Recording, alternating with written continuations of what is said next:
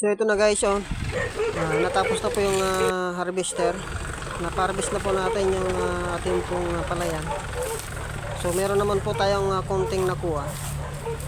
So ito na yung ating pong nakuha ay ilan lang. Na nasa higit na 10 lang guys. Ayun na guys yung bukid na wala pong patubig. Yung generation, yung irigasyon wala. Ayun o. Sabog lang yung palay dito. Second crop. So ito na yung kubota na ginamit po natin harvester. Napakalakas po itong makina ito sa pag-harvest po ng palay. So ipapakita ko po sa inyo guys yung patubig lang natin na ginagamit sa ating palayan.